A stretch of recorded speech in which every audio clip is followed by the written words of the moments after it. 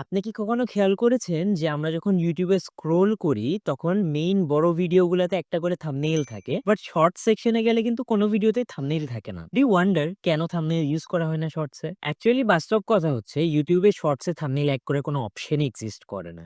তাই নিয়ে এই ভিডিওটা আমি কেনই বা বানাচ্ছি? Because there is a hack যেটা ইউজ করে আপনি আপনার YouTube শর্টস এ থাম্বনেইল ইউজ করতে পারবেন। সো এই হ্যাকটা আপনি ফার্স্ট অফ অল ল্যাপটপ বা কম্পিউটার থেকে করতে পারবেন না। এটা আপনার ফোন থেকেই করা লাগবে। স্টেপ 1 হচ্ছে একটা অ্যাকচুয়াল YouTube শর্টস এর থাম্বনেইল ডিজাইন করানো ডেফিনিটলি। স্টেপ 2 হচ্ছে যে আপনার যে শর্টসটা এডিট হচ্ছে, এডিটের ফার্স্ট 1 টু 2 ফ্রেমস এ সেকেন্ড না, ফ্রেমস এ ওই থাম্বনেইলটা এড করে দেওয়া অ্যাজ অ্যান ইমেজ। থার্ডলি আপনি YouTube ক্রিয়েটর স্টুডিও থেকে যখন শর্টস পেজে যাবেন, প্রত্যেকটা শর্টসে 3 ডটস আছে। 3 ডটস এ ক্লিক করলে বা ওই শর্টটাতে চাপ দিলে দেখা যাবে যে আপনাকে থাম্বনেইলের জন্য, ওটাকে থাম্বনেইল বলে না, বলে প্রিভিউর জন্য একটা সেকেন্ড সিলেক্ট করতে দিবে। সো যেহেতু আপনি ওই ১ থেকে ২ ফ্রেমের মধ্যেই থাম্বনেইলটা রাখছেন, সো আপনি ওটা চাপ দিয়ে সিলেক্ট করে সেভ করে দিবেন এবং দ্যাট ইজ ইট।